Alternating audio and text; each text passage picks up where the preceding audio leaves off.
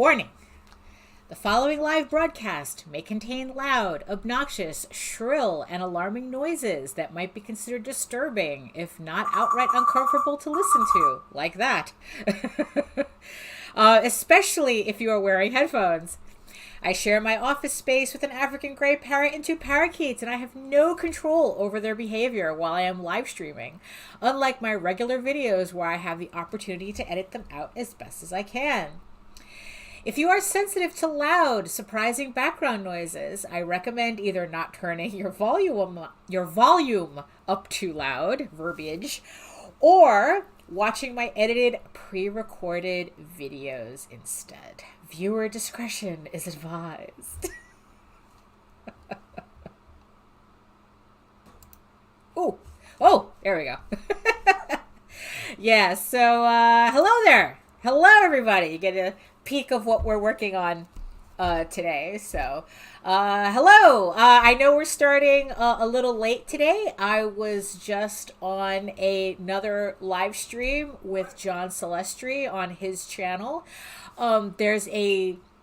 There's a link in my playlist to it, but I'll also link it. I should link it in the show notes below after the show is over. I mean, it's literally, I was doing like kind of back-to-back streams, so I wanted to make sure I gave myself just enough buffer to be able to get myself ready for the stream without going over. So yeah, so I will put up a link to that conversation with John about realism and fantasy, and how some people are just being complete killjoys about fantasy, especially by demanding realism in it, which honestly makes no sense to me, because then what's the point of fantasy if you can't do whatever you want in it?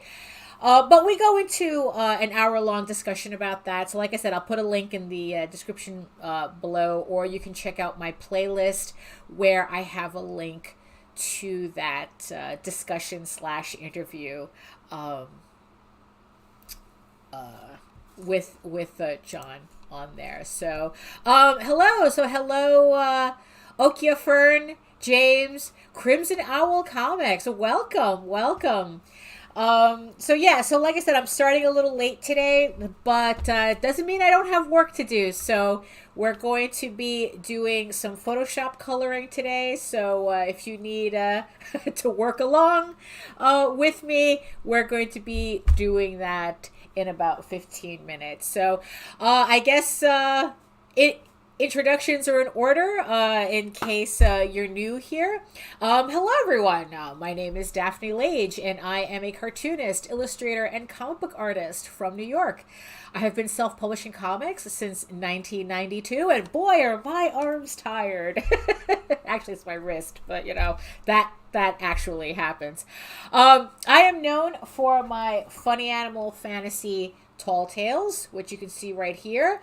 The 4th volume to the Thief's Quest story arc will be going on Kickstarter in a couple of months.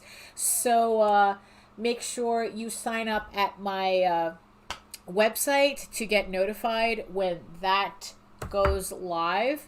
And also, I currently am known for my other comic, my fantasy soap opera drama, EGORAVEN, Heir of the First Unicorn. It is on Kickstarter right now. If you missed the launch party on Monday, we had quite the exciting time. My book funded in record time, in about, I was told, 14 minutes and 59 seconds, just under 15 minutes by a hair. So that was pretty exciting. Right now, I am $95 away from breaking 3,000, which unlocks the second trading card stretch goal. So I just want to thank all the 83 backers who supported the campaign so far. Yeah, we have 27 days to go, so let's see how far we can get that going. So yeah, so on top of that, you can also read both my comics online at Tall Tales, Tails online.com, and egoworks.com, EGOWORKS. And if you're joining me from Facebook and Twitter, although I don't think I'm streaming to Twitter, but just in case, just in case you're joining me from there. Anyway, you can check out all my videos on how I make my comics here on YouTube at Daphne Lage, Lage art. So hello. Yes, I'm trying to sell all the stuff here. Yes, so thank you. Yes, thank you. Yeah, this campaign has been crazy. It's definitely, it's definitely beyond my expectations from what I'm used to. And mind you, I've only done 20 something campaigns, and it always figures out a way to surprise me. So hello, James. Hello, and hello, everybody. Yes. So I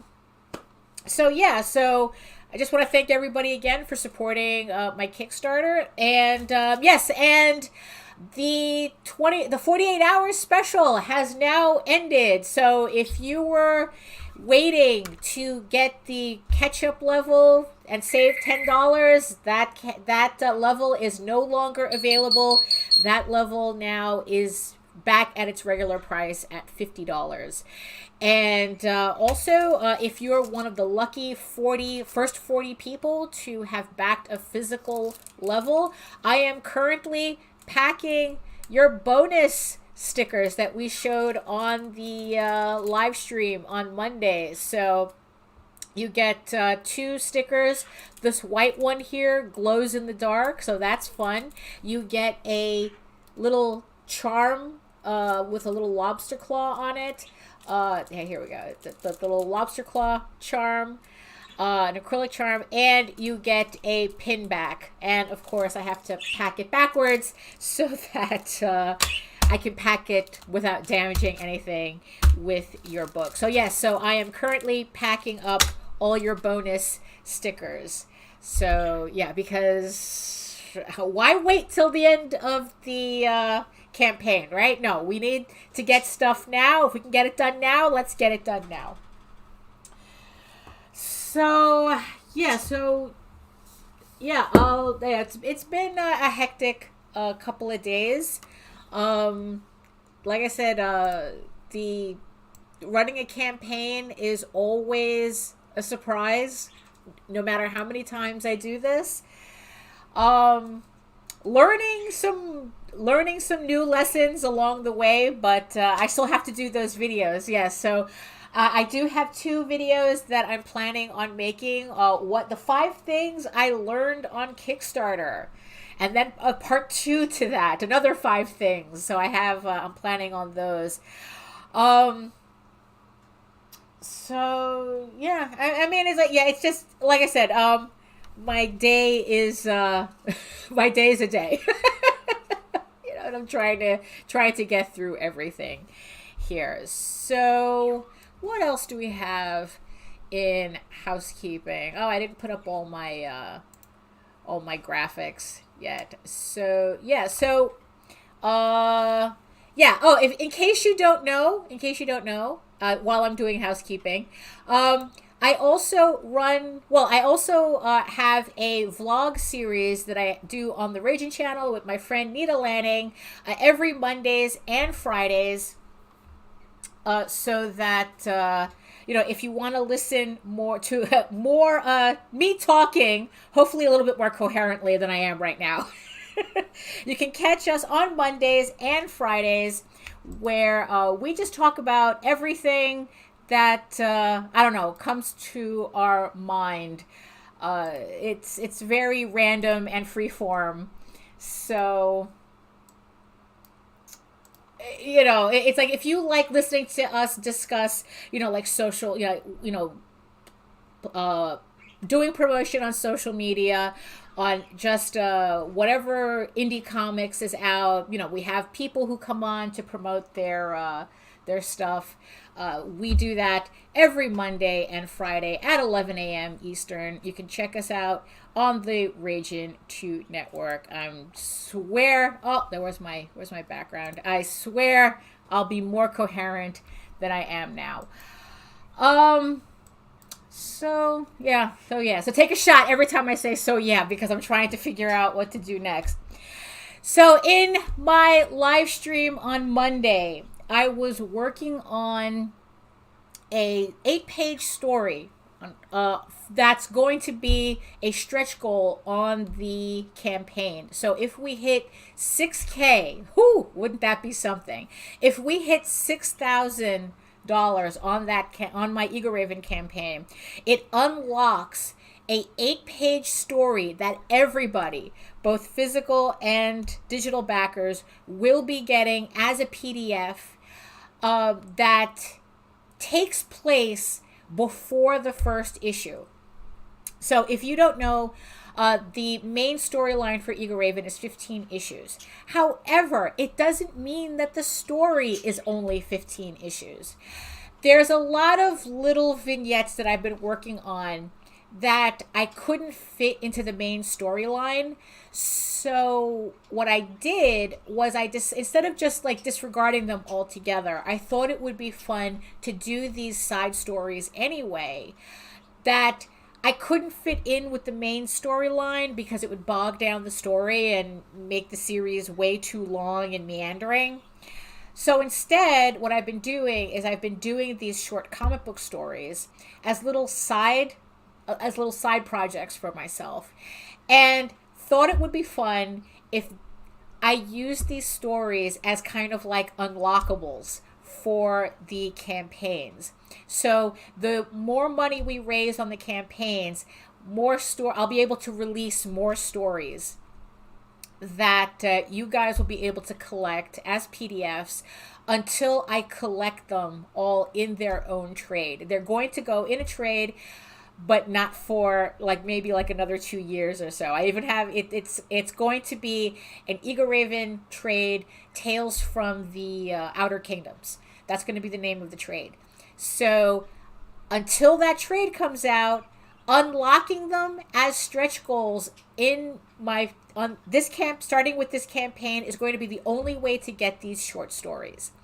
So on Monday, I was working on the first one that gets unlocked on this campaign. So this story that I'm working on, this was a little bit longer. This was a 12-page story. This one is going to be an unlockable on the next campaign in August. Oh, who's going off there? Oh, okay. There we go. So that's all my alarms are going off. So this story is going to be an unlockable stretch goal on my next EGORAVEN campaign in August for the trade paperback. So, of course, I'm going to be working on that now. And yeah, I'm going to give everybody kind of like a sneak peek on this story. So we're just hitting 5 o'clock. I still have, like I said, we started late because I was on another interview, but I still need work to get done. So I'm going to show a little love. I'm going to set up my setup here. I'm going to set up my setup because that's how we're talking today. And we're going to get to work. So let's do that, and I'll be right back.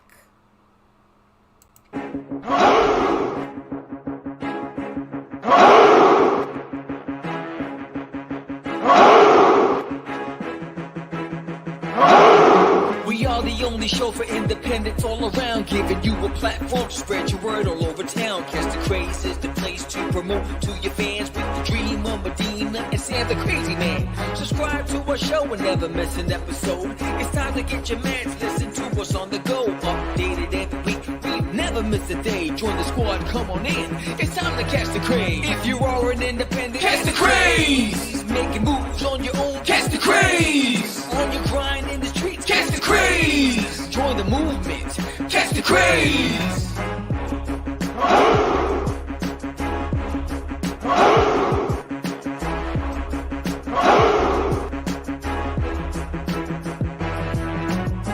Yeah, George, we did it again. Come on now. You know you want to do it. Catch the craze.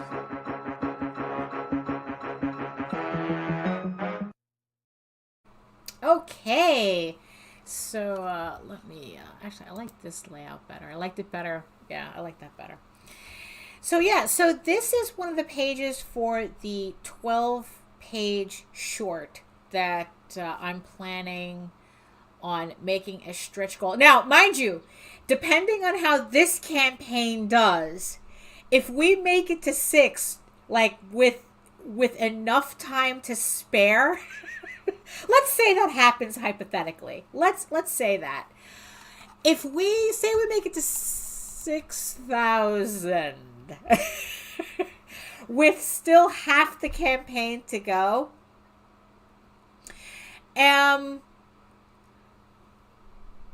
I'll add this as another stretch goal on this campaign. I will make this story another stretch goal.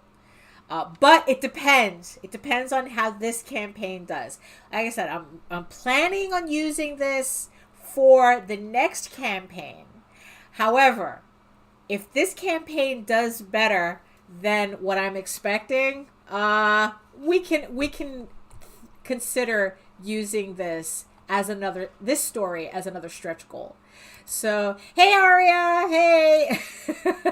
Yeah, so after Monday's campaign, it's like me and Mike Jimmy are kind of like trying to figure out how to do this international thing. Because, man, international shipping is killer, man. And it's like, and I hate the fact that it makes shipping outside of the United States so onerous. But onerous. And, but yeah, we're going to try to figure out how to get books to you. So yeah, but thank you for joining me on the stream here. Oh, hello, greetings. Oh, look at all these new faces we're seeing today. Oh, very nice, very nice. So yeah, so this is one of the pages. Let me show you. Let me show you. Let's see, what is this? First, okay, so 3 and 4. Okay. Let's see. So let me give you guys a peek of the story in order. So this is the first page, and pretty much what this short story is about this story happens, I guess we can say, between issues 3 and 4.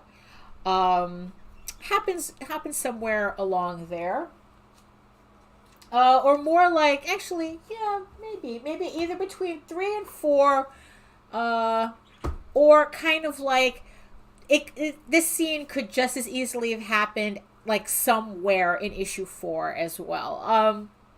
It's, EGORAVEN's already been training to be a knight, and she's been living at the Coal Horse for maybe like a couple of months, while she's training. And this story is about how her curiosity gets the better of her, and she starts snooping around where maybe she kind of shouldn't. And she starts snooping around Daniel's room and finds out that her training is a little bit lacking in a certain area. And let me see if I can put this in order. So 3, 1, 2, 3, 4, 5. So this is how it starts. So that's the first page. Here's the second page with her snooping around under the guise of closing a door. Because too much wind is coming in. So and then she starts poking around the bookshelf that's in Daniel's room,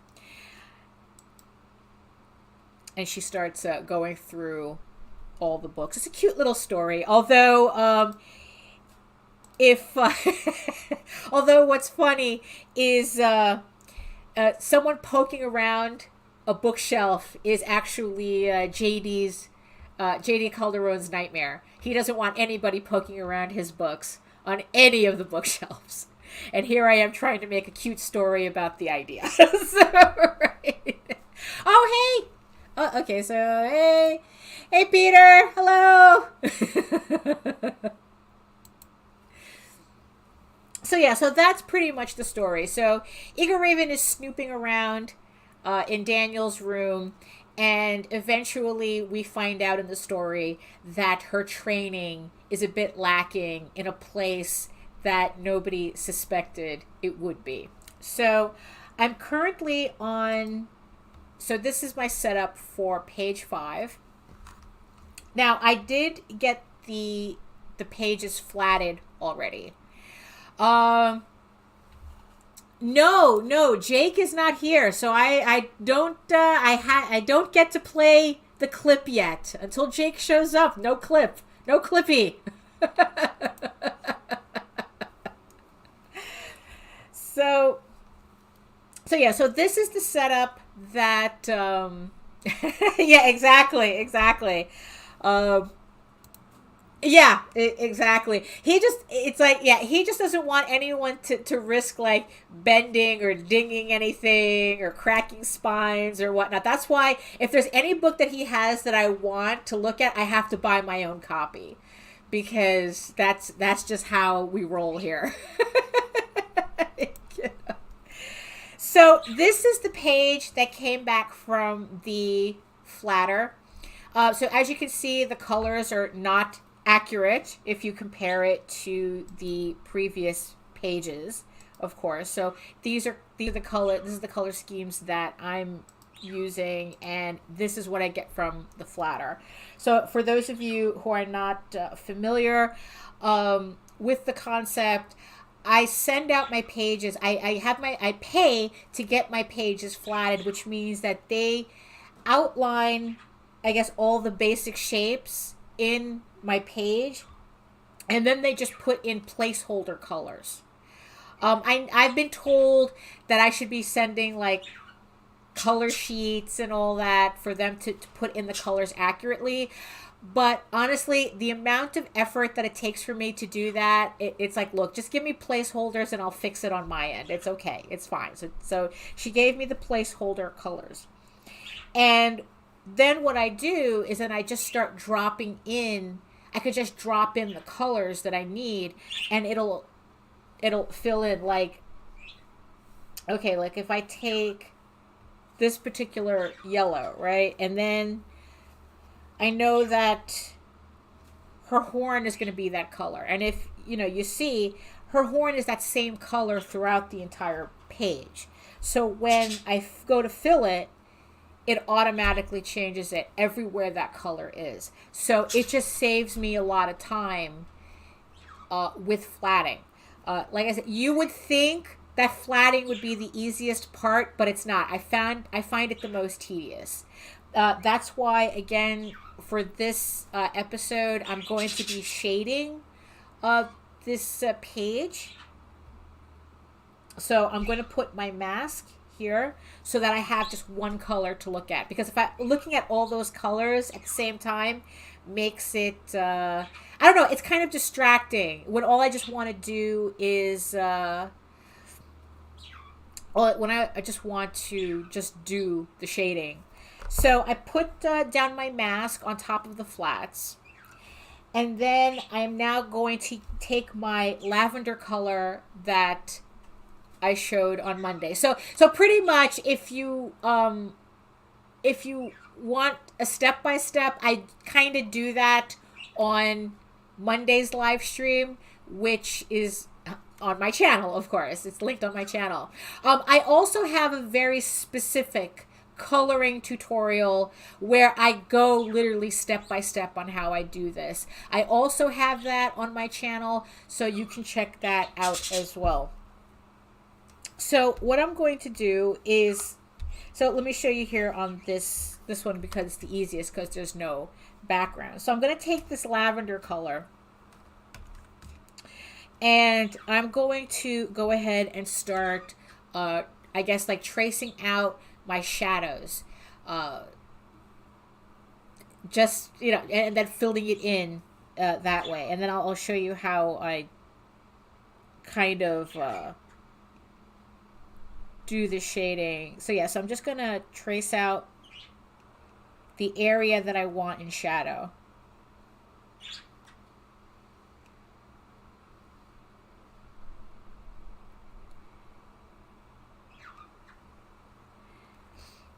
Now, the thing is, though, is that if you haven't noticed already, it's like the way I shade is kind of more pseudo anime flat style than it is with gradients or anything.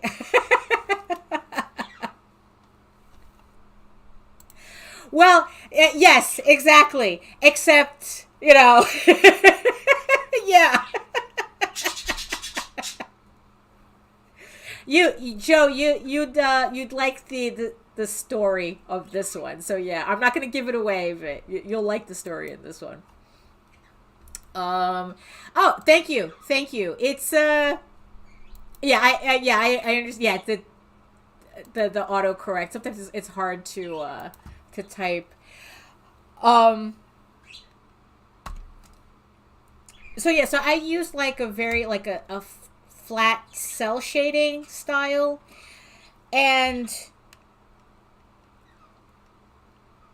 I don't really go through the whole thing about, oh, you know, my light sources and that whole thing, you know, like professionals are supposed to, you know, like, you know, but I've mentioned this before, that I color more aesthetically rather than correctly. So as long as it looks right to me, that's kind of what I go for, as opposed to like, oh, well, the light source is here, so this goes here and this light bounces off of here, and it's like, no, I don't do that. I don't have time for that. And plus I don't really know. It's like color theory. So, but that's the beauty of working on my own stuff. It's like I can do it however I want. and maybe eventually I'll get it right. You know, so yeah, so I'm just blocking out the shadows here.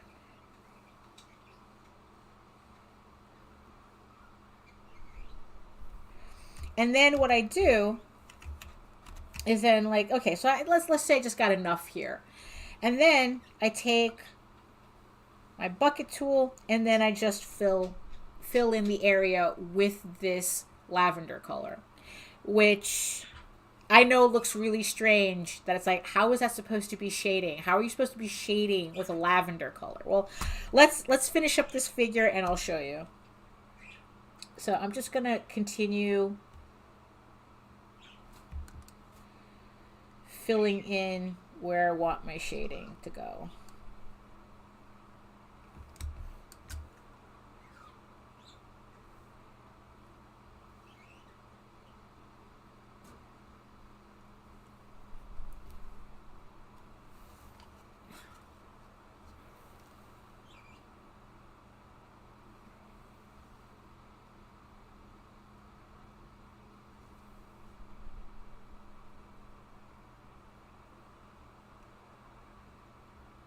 Okay.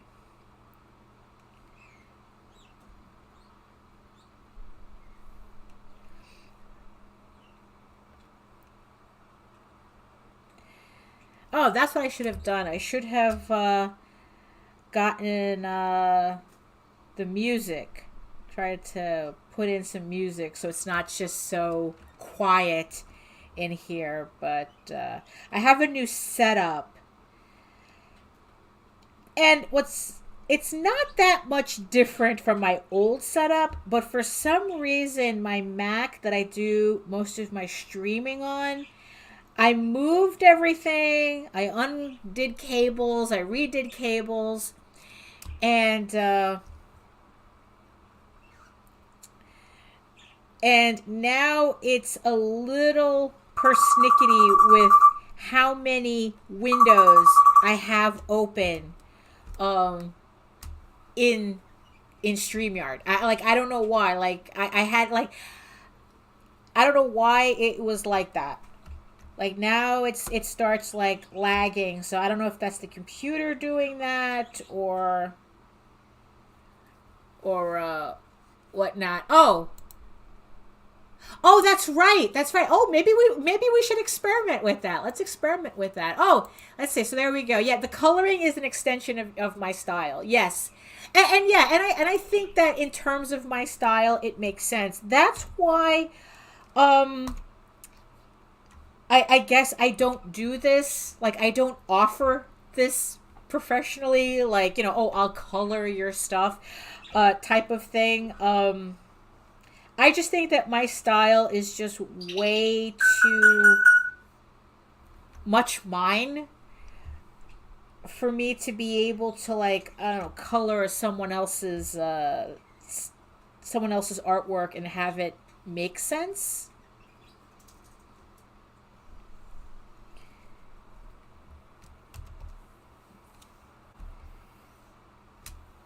Okay, so here is my finished shading. Okay, so now I'm going to put in the highlights, and because I use the same lavender color for both the shading and the highlights, I'm going to use this magenta color so I can differentiate between the two and then change it afterwards. So I'm going to do that. So now I'm on my highlights layer, and I'm going to start putting that in.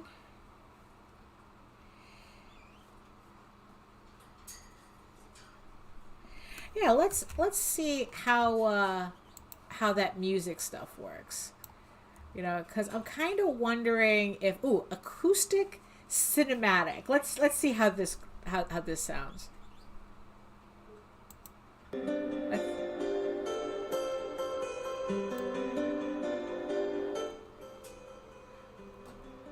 Ooh, it almost sounds on theme to the artwork.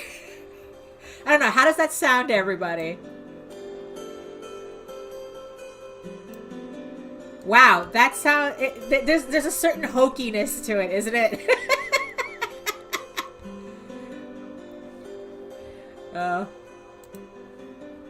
Acoustic. Ah, Jake is in the house. Hold on. We need to do this correctly. That's right. Yeah, exactly. So Jake is in the house along with Joe. So you know what that means. I don't know who it is, but it probably is for Hogwarts guys. I asked my friend Joe, I asked my friend Jake. They said it was for Hogwarts guys. There we go. Now we're proper. Now we're a proper stream. There we go. Welcome. Yeah. So, okay, we have a question here. Do you get inspiration to do your stories through RPGs or fantasy shows? Oh no! Hey Jake. More through fantasy shows than RPGs. Yes, absolutely. Now it's like everything is good. Everything's good. Less through RPGs and more through shows that I'm really inspired by. I never got into like role-playing games or anything like that because I was just the type that I would invest too much in making up a character and then roll a 1 and then I'd be devastated for the rest of the night. You know, it's like I couldn't do that. I never got into role-playing because of that. So yeah, so I'm a lot of TV shows inspire me. If we were talking about like EGORAVEN specifically, wow. Okay, so I like to call it, you know, like it's like the Chronicles of Narnia and The Witcher, but especially The Witcher though, but more in tone than I guess like literally. Yeah, Xena I never got into. Yeah, that whole, yeah, that was, yeah, I never got into that. I was very much kind of like an 80s baby. And, well, not much an 80s, you know, a baby in the 80s, but, you know, that's my formative years in the 80s. So a lot of like, so She-Ra was a big inspiration. You know, The Secret of NIMH, The Last Unicorn especially. There's a lot of Last Unicorn references in this comic, if that comes as a surprise to anybody.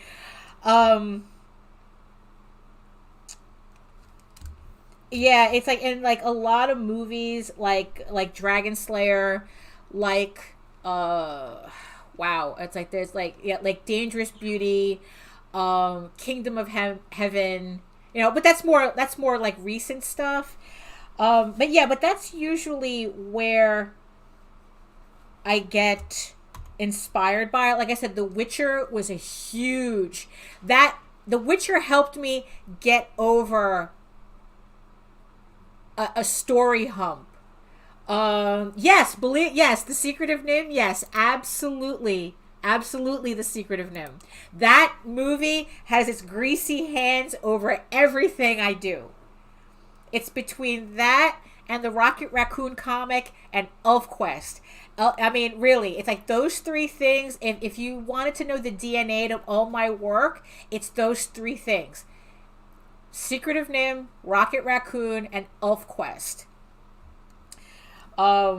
Yeah, that's greasy hands, greasy smears all over the place. So, oh, and if you wanted to learn more about that, I was on a show last night, Dispatches from Outside the Box. You can find that on the Ragin' 2 channel. And we were talking about the movies that inspired us. I mean, the topic was more like the movies that traumatized us as children, but in the end, it turned out to be more inspired us. And yeah, Secret of NIMH was on there, Last Unicorn. What else they said? Like they had brought up Legend and Labyrinth, but it's like I have mixed feelings about those movies. Like, I don't know, Legend didn't really do much for me. And Labyrinth I'm kind of on the fence on. Like I don't know. It was just like, I don't know. Like I don't remember like I like it, but it's not like I'm a huge fan of it. No, yeah, you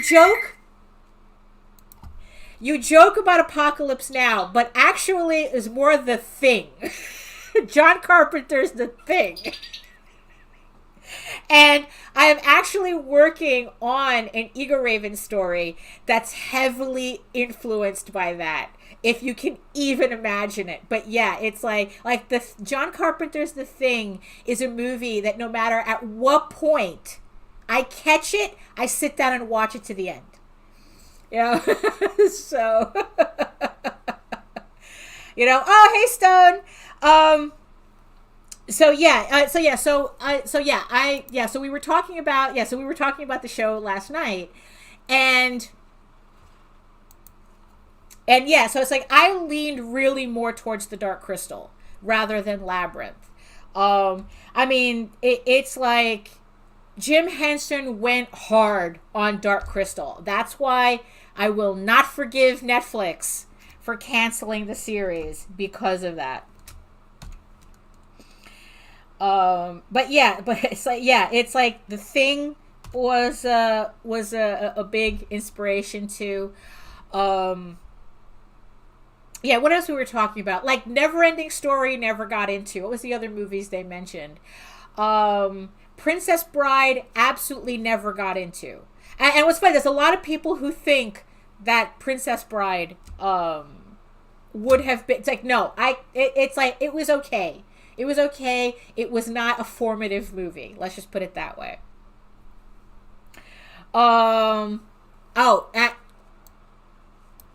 Yeah, absolutely. Yes, he did. It's like I still remember me and my sister coming out of the theater with my mother, and my mother like turning back and saying, this movie is wasted on this audience.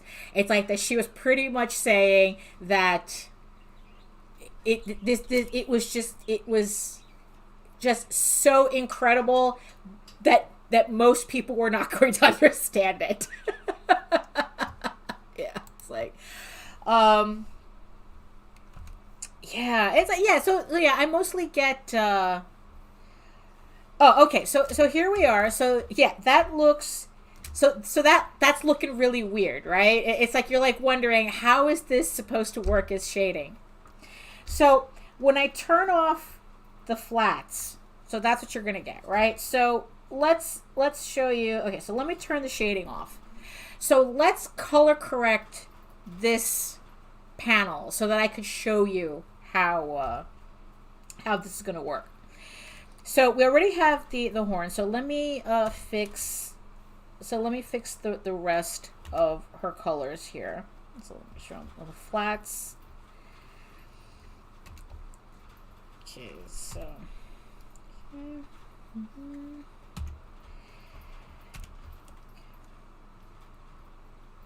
this will make complete sense in a minute.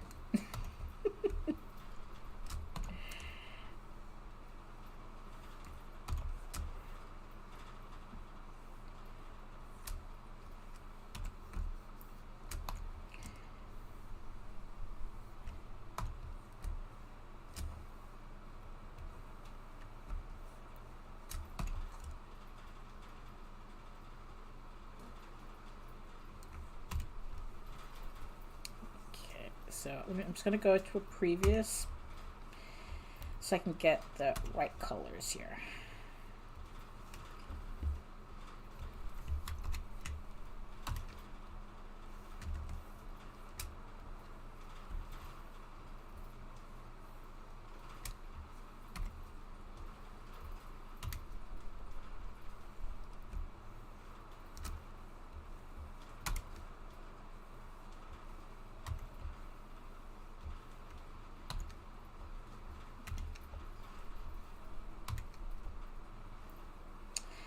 Okay, so let me see the shovel. Okay, so here's the pages. Let me fix that.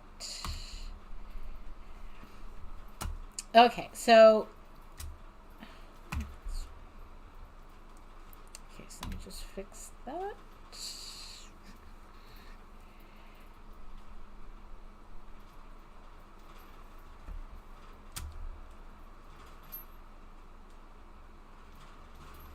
I think I have a setting on that might be interfering with that. No, that's not. Okay. Right.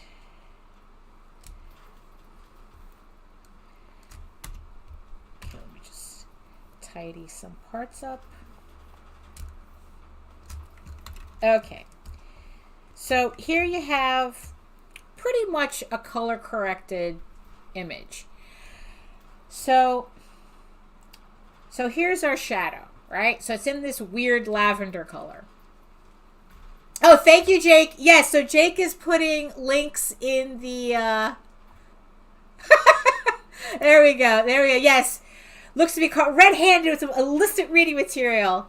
Or she just realized there's 27 days. Yes, there is. There's 27 days left on the Kickstarter, and she did not back it. So you need, so everyone needs to go back that Kickstarter, because really, I am curious as to how far we can take that campaign. Like I said, it funded in 15 minutes. We're almost at 3,000, almost unlocking the next trading card, the second trading card stretch goal.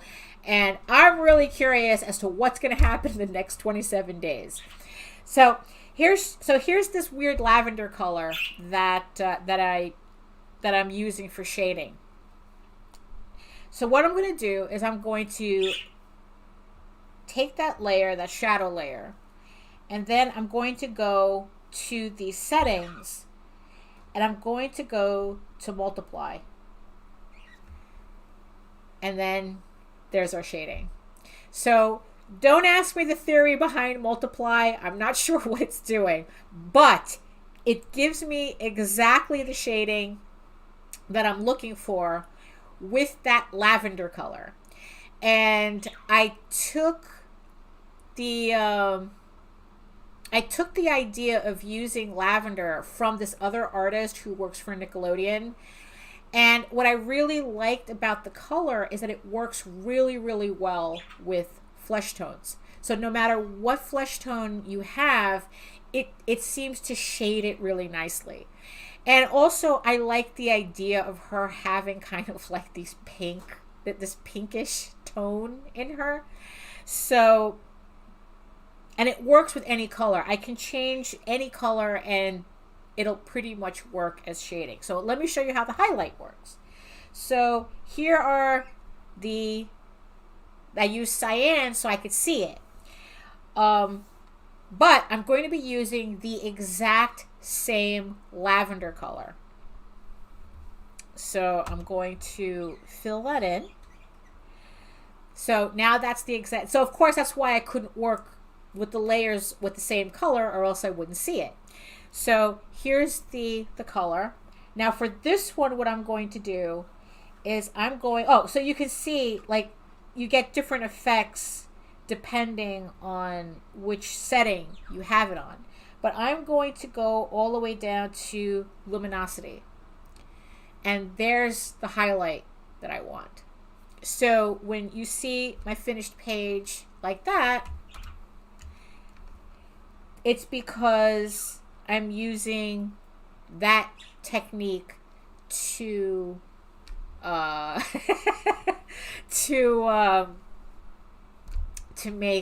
make the shades and the highlights that I want. And like I said, the best thing about it is that I can change the oh hey Grant, hello.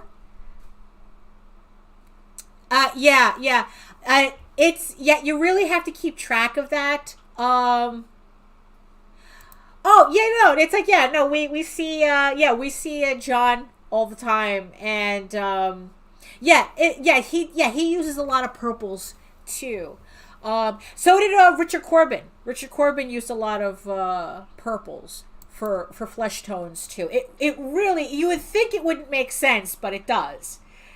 And and what I like about this, so if I were to go to the flats layer and change any of these colors, the shading, I don't have to touch the shading, which is why I like this technique. So let's look at this book here. So the book that she's holding, I prefer a more I don't know. It's like let's say for this blue, I'd rather it be more like, okay, let's make it yellow, right? So I'm just going to, and look, I don't have to change the shading changes according to the color, so I don't have to think too hard about it, which is exactly what I want. So also the funny thing is that the beauty of getting someone else to do the flats is that sometimes they make color decisions that I don't have to do anything with. You know, that's the cool thing about that. Like this scene right here.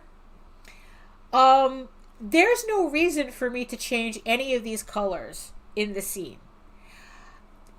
You know, except for the ones where I have to, you know, because obviously, you know, her fingers are wrong here. That's not the color. But I don't need to do anything here technically. I mean, sure, I could noodle with it if I wanted to, but why would I? You know, it's like, you know what?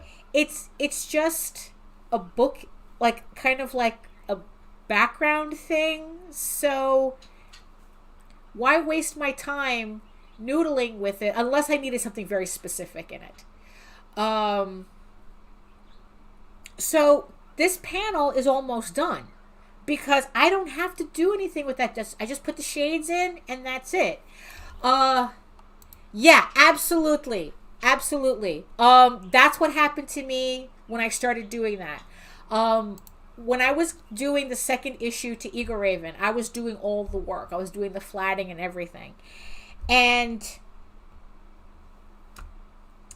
I realized very quickly that if I wanted to get this book out in a reasonable amount of time, I couldn't do that. I had to sacrifice something. I had to actually pay for something.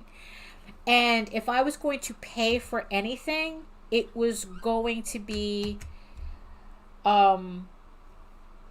flatting, because I really didn't like doing that.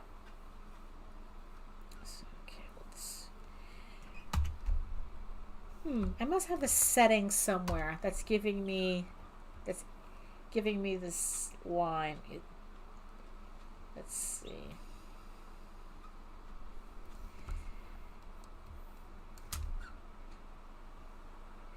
I guess when I was messing with the pages a bit, I might have accidentally done something. So yeah, so I pretty much decided I needed to hire somebody to flat my work. And yeah, and you're right. It is the absolute best investment I have made so far, short of getting somebody to color the whole thing completely. I'm not quite there yet, both in terms of cost and literally my ego. I just prefer to do this much on my own. I don't know. It's like, I wouldn't dismiss hiring a colorist. JD has been working with some new colorists that have just been like really like their coloring transforms the original work. I mean, in a good way. I mean, that's what you want coloring to do. You want it to really complement your work, the work that's already there.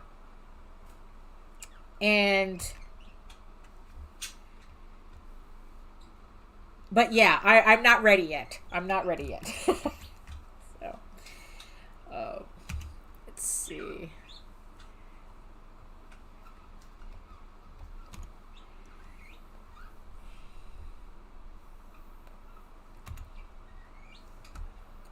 Oh, actually, it's... oh, no, that's why I did that.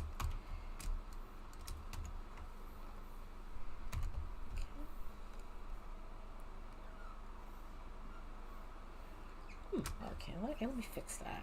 Okay, that's looking a little weird. Pencil. There's a missing line.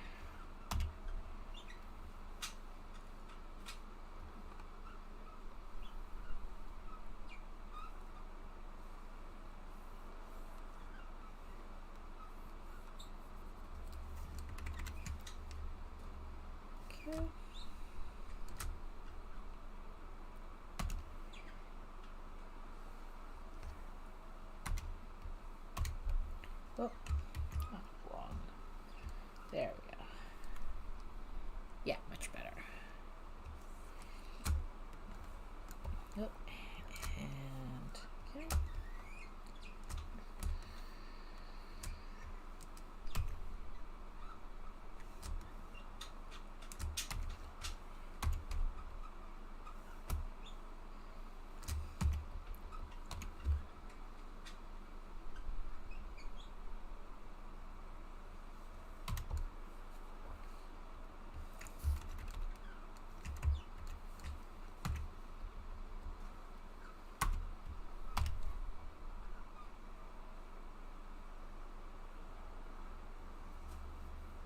I don't know where all this aliasing is coming from. Yeah, look at that. That's weird. Yeah, I must have accidentally have done something to put in that blue highlight.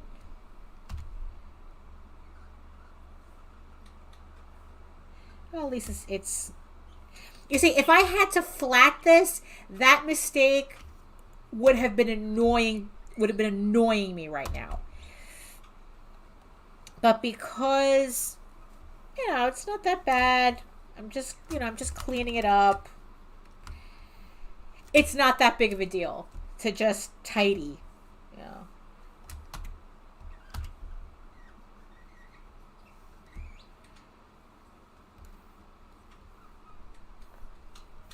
Okay. All right, so I guess that one. Okay, so let's go back to our mask and our shadows. Oh, thank you, Peter. Thank you. No, absolutely, we need to get it. We need to get it to 1,000. My channel too. I am kind of. What am I at? I'm at 935, I think, on my channel. I have 935 subscribers on my channel, and Ragin is at 251. Oh, hey, Nita. Hey. So yeah, so we need to get everybody up to 1,000 so that we can get the monies, get the monetizes. So then we can start being really concerned about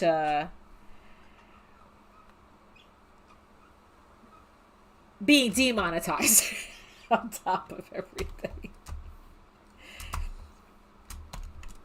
No, we're good. We're good. We've gotten dinged a couple of times for music and things that we thought were copyright free when they weren't, but oops, At least YouTube doesn't penalize you too much on that. They just give your advertising money away, but joke's on you. We're not monetized. So we don't so I don't know what money they're getting.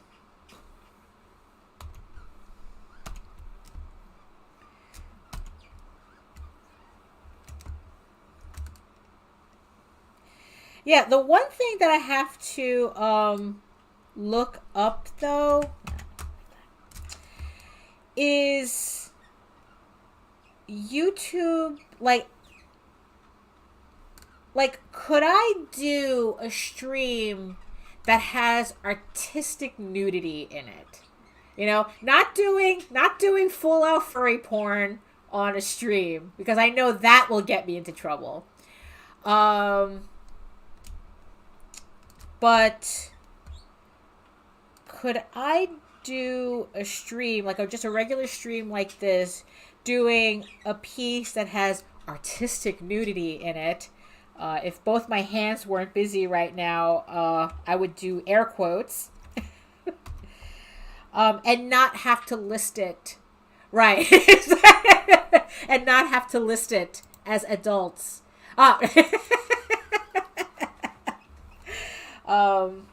Because I know that they have the option that you can lock your stream as, was it like adults only? Like only adults 18 up? But what if that wasn't the case? Right, yeah, that's what I've seen. But then I have people, so maybe it's only in the thumbnail I have to be careful with, because I've seen people have to censor, actual artwork, at the Louvre and stuff.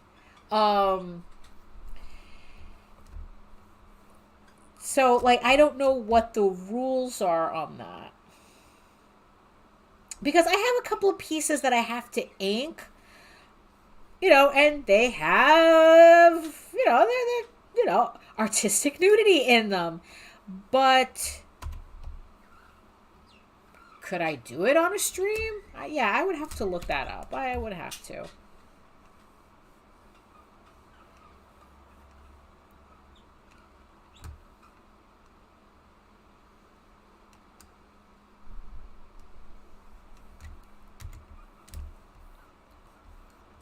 I don't know. Maybe I should, maybe do some after dark specials where I'm streaming late at night, but it'll be an adults only stream. Like I'll mark the video as adults only, so I could just ink whatever I want, just work on whatever I want on the stream.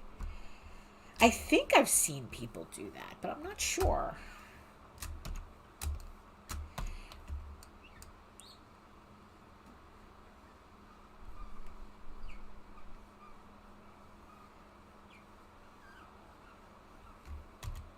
But I think if I do a late night stream, then all the Europeans will be able to enjoy it.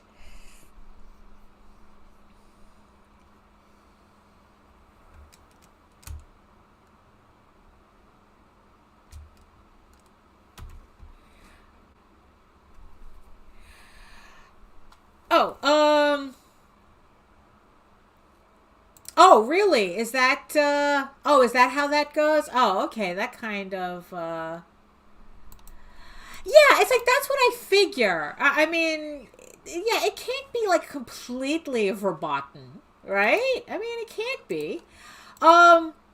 Let's see. Well, if I were to do an adults only stream, I'm just thinking out loud. Obviously, there's an interest. Obviously, people are already woke people up. It's like, yeah, that I don't know. That's what I'm gonna find out. I'm gonna find out if I can do, because I can age restrict videos and streams. So I can't. I mean, it's and it's artwork. So I would think that would be different.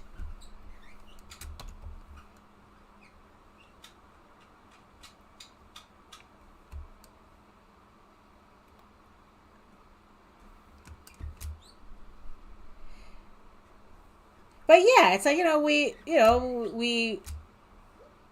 we go late night, we do a House of Bob special where I'm just like doing artwork for, just doing like furry adult work on a late stream, on a restricted stream. And, we put on some mood lighting, some soft music. And we just draw furry porn for the rest of the night. What do you think? What do you think, guys? That sounds, I mean, what's funny is that it sounds so, oh my God, so scandalous. It's like, no, I'm actually working. It's actually for a book. I'm expanding my collection, my House of Bob collection, which, if you don't know what that is, that's my, pretty much my adult furry material. If you go to my Fur Affinity page, there's a lot of uncensored images there from House of Bob. And I want to do like a really deluxe version, a collection of all that artwork. So I need to make like around like 70 more pieces to really, get a nice, sizable book. Well, if, hold on, let's see.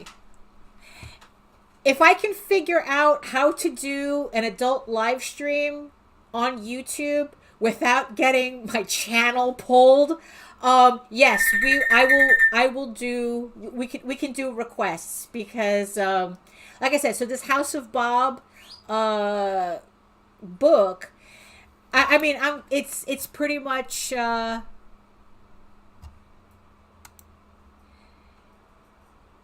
you have to be logged in. So it's like, yeah, you have to be logged in on Fur Affinity and have the adult content filter turned off for you to see it. Pretty much Fur Affinity became the only, after I got booted off of Patreon, it's not that I didn't technically get booted off of Patreon because of my furry porn. They blocked my Patreon page for House of Bob because it was too risque.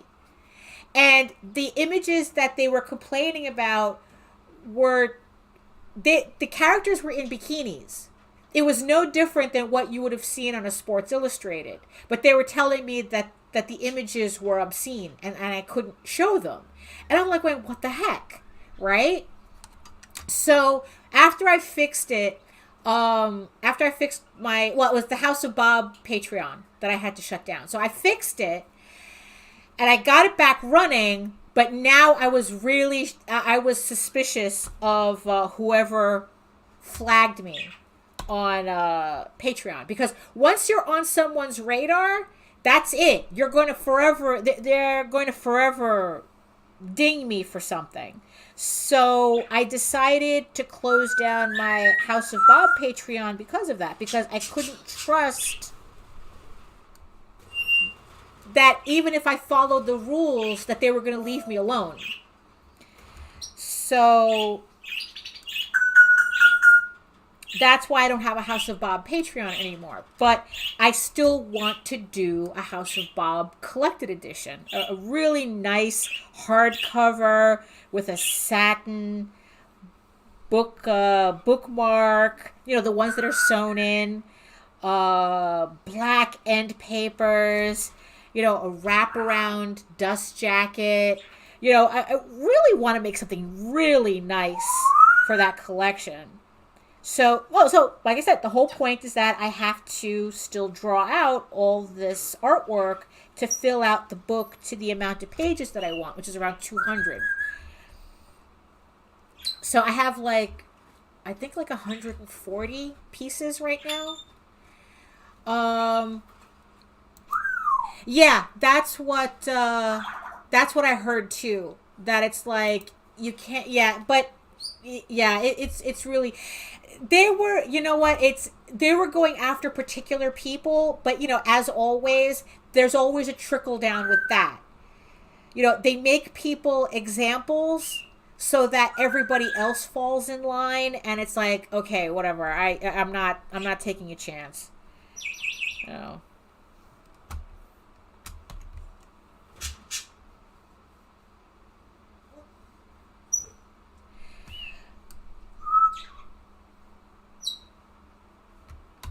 So yeah,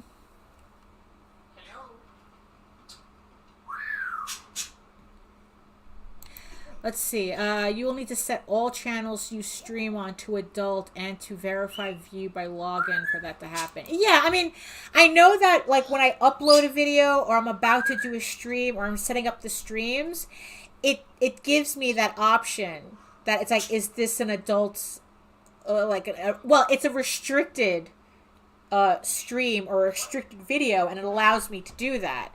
So I'm just, so yeah, so I just have to figure out how that's going to work.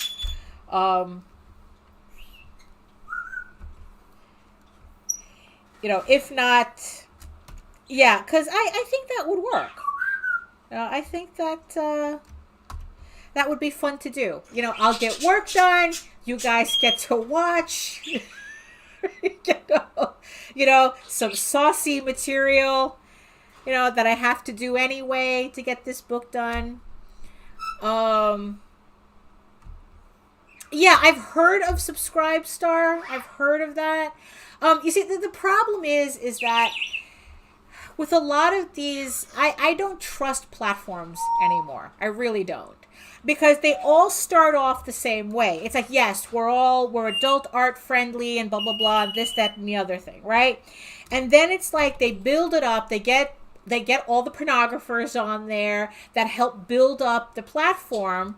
And then once they hit critical mass, they want to go mainstream. Then all of a sudden the pornography is a problem. And they kick everybody out.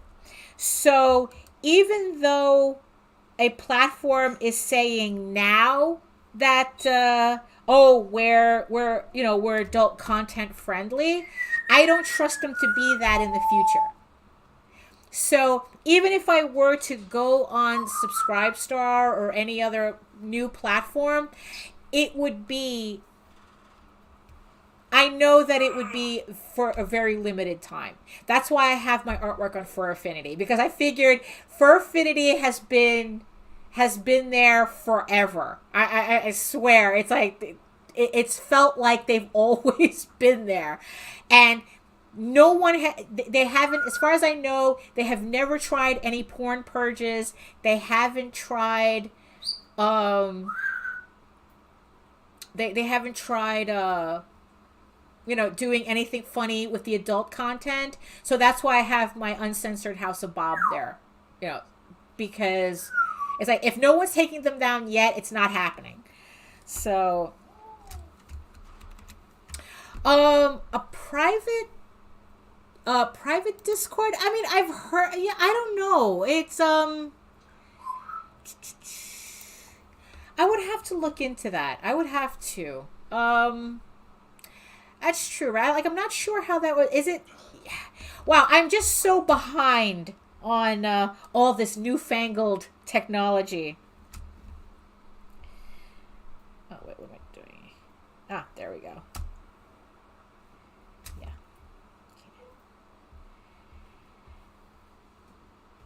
Like, I know Discord has been a thing for a while. Like, I know that I've seen people actually pay, like charge. Like, if you want to join someone's Discord, they can actually charge admittance. I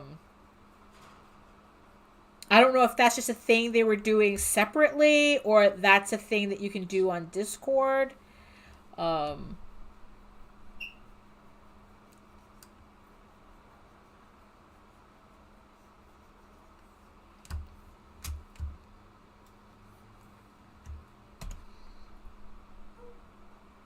Ooh. Oh, so you're gonna be my Discord trainer then. Yeah. Again, it's like with every platform, I would have to double check what their adult content, and even if I could see what their adult content terms of service is, usually it's something like really bullshitty, like, like no adult content. Like, they just, like, it's that vague. Like, the only, like, I was on a show where, oh wait, that's the wrong setting. I was on a show where we were talking about Substack, and I contacted the developers. It's like, what's your, because again, you go into their terms of service and they say no adult content, and it's like, okay, what does that mean? So I contacted the developers, and one of them explained to me, it's like, well, we go on a case-by-case basis. And I go, red flag right there. It's like, because that means that it's like, if you can't tell me what the actual definition is, I don't know what not to do. And you guys are going to punish me for that. So, yeah, so I have a Discord, not Discord, a Substack account, but I never use it. It's like, I pretty much set it up just enough to ask this question, to realize I needed to ask this question, and then it just turned out like, nah. Now, if you cannot give me a specific answer, then I cannot trust your platform, because that's what happened on Patreon.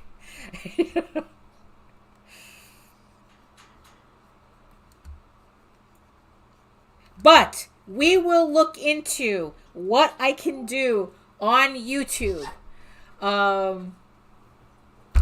See what we can do there. And then if we want to get even, if we can get spicier, we'll see where we can go with that. So, but yes, you will all definitely will know if I do an After Dark stream.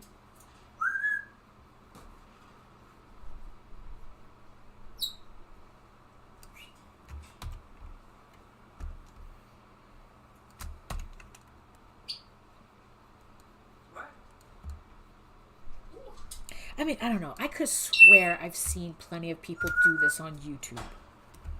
It's only when you just do it out in the open that they ding you or something. I don't know. It's, like I said, they make it more complicated than it really should be.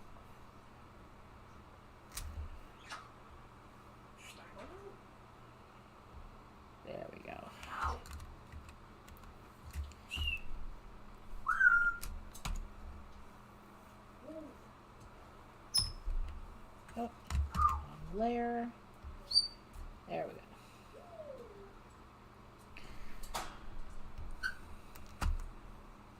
Okay, so let me figure out what to do here. So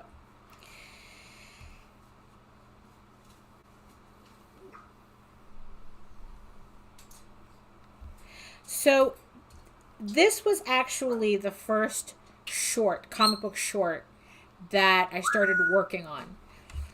And if I were to do these pages again, the only thing that I would do differently is I would add more backgrounds.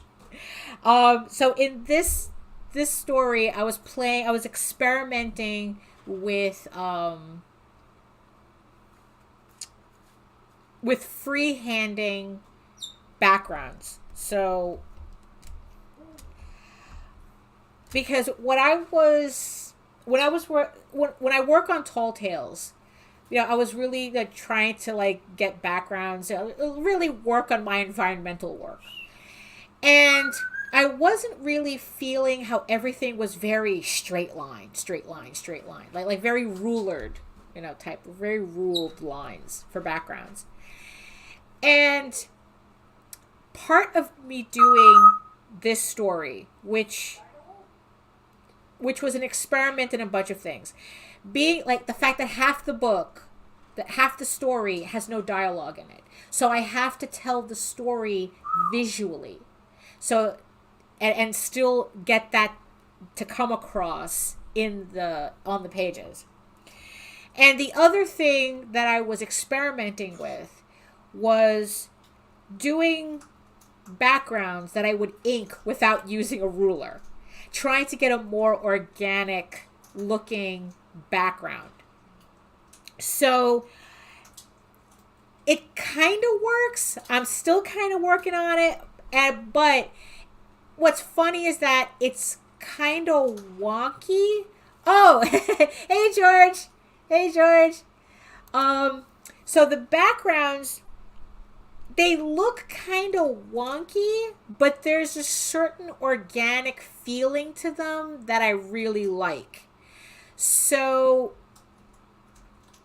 I guess as long as it fits the aesthetic of my artwork without completely looking like I had a stroke,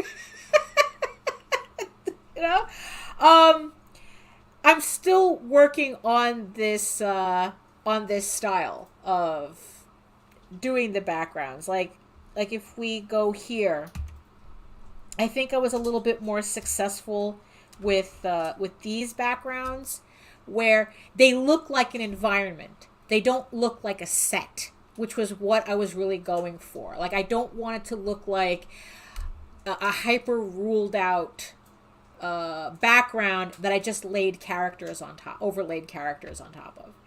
I want everything to look cohesive. So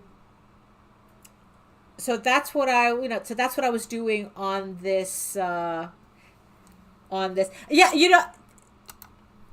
another thing that Mobius made it okay for me to do is dots for eyes. After I read the Incal, and I saw how many times he would just draw the faces and just 2 dots for eyes, I was going, if it's good enough for Mobius, it's good enough for me. So that and Milo Manara's dots for noses, the little lines. So it's when you see, the way I draw people's noses in EGORAVEN, it's because of Milo Manara. Because it's you know what? If he could just do that, I could do that. And really, it was a very freeing experience. It was very freeing to realize it's you know what? Masters are doing this. It's not like I'm horrible at what I do, but if I can shorthand as much as I can to be able to move on to the next part of the drawing, I will do that. So, but that's what I was trying to do, trying to create an environment without looking over-tooled pretty much. So this was the first story that I was doing this on. And if I were to go back and do this again, I would do that in every panel. So like the way you see the colors in the background, like I would have put in an actual background in this panel. You know, it's like, so in this panel, I probably would have put more of a background here. You know, it's like, so that's what I would do differently. But because I pretty much consider the story done, it's just, I'm not going to bother with that. It's like I figured, okay, this is what I did on this story. So now I'm going to follow Dave Sim's advice, and I'm going to like, okay, his whole thing was don't fuss, just fix it on the next, either I think it was like either the next page or what, just fix it next time. So on the next story, there's going to be more backgrounds. If you remember the story that I showed on Monday, there was a lot more backgrounds in it. Because I think that was either the second or the third story that I worked on. So already it's like, okay, everything has a background. And if you guys can see the issue 6 and issue 7 that I finished penciling, there's backgrounds in everything. Practically every panel has a background. So I'm obviously getting more comfortable with the idea of these freehand backgrounds. Of just backgrounds in general. Just, you know, having my characters function in an environment as opposed to a backdrop. Yeah, so that's what I would be doing differently. So I'm going to do that here. So what I'm going to do is I'm going to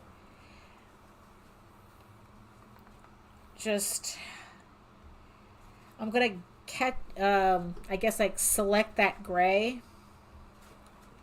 Okay. And then I'm going to, let's see, what kind of, what nice little gradient. Let's see, maybe that one, a little lighter. So it's like something like that. Yeah, and then once I put the background in, so there we go. So I mean the shading. So that would be kind of like, so technically these two panels are completed. Always remember to save your work. Always remember, save. Because the longer you work without saving, the more Photoshop starts conspiring against you.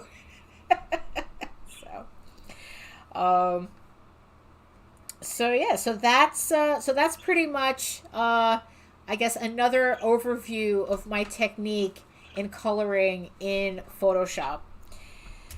So what I'm going to do is, so we're just hitting an hour and a half. It's a little past 6 o'clock.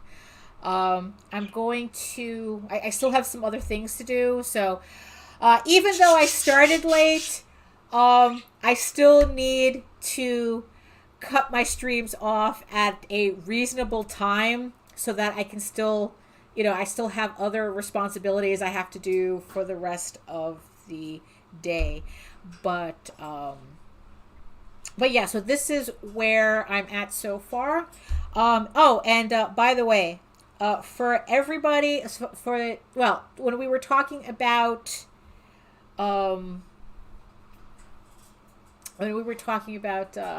inspirations, right? So I'm gonna point out an Easter egg on this page. We were talking about fantasy inspirations, and it's like I get it from a lot of movies and whatnot. The illustrations in the book that she's looking at, especially there's another page. I'm not going to I'm not going to show that. It's like, so the inspirations the inspiration for the illustrations in the book that she's looking at, they're all stills from Excalibur the movie. So they're cartoon versions of actual stills from Excalibur. So there's your Easter egg, your EGORAVEN Easter egg for today. So I'm going to end it right there. I'm going to continue working after the stream, but like I said, I have to do some other things back and forth too, but I really want to keep the habit of doing a stream back every Wednesday. So at least, we can keep some consistency on that. But yes, I'm going to look into the feasibility of doing kind of like an after dark stream. So subscribe to this channel, keep an eye out. I will definitely make an announcement if I'm going to do, if I'm able to do that type of stream. It's like we're gonna see what we can get away with. We'll see what we can do. We'll do a special after House of Bob After Dark on YouTube. So we'll see. You'll all know when I'm able to do that. I gotta remember which mouse controls which computer. So okay, so there you have it. I hope you learned a little something with my coloring today. Thank you everybody in the chat. Thank you, Joe. Thank you, Jake, for showing up, and completing, making this official. Thank you everybody watching, whether you're watching on YouTube or from Facebook. You guys could be doing anything else, but instead you're sharing this time with me, and I appreciate it highly. Thanks again to everybody who's spreading the word, who's helping me with my Kickstarter campaign, who's pledging to the Kickstarter campaign. Thank you so much for helping me with that. I mean, like I said, the campaign is performing. I've never seen it perform like that. Any of my campaigns perform like that. And it's all because of you that I'm able to do this. I mean, I probably would be doing it anyway, but it's a lot more fun when you guys are involved. So that I'm able to share all this with you. So thank you again. So you can head on over to my main portfolio site if you want to see more work from me.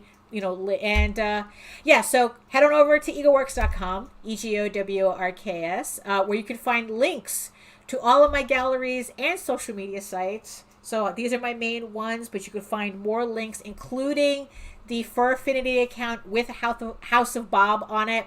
You can find that on my website. But if you want to follow me on social media, I mostly post to Facebook.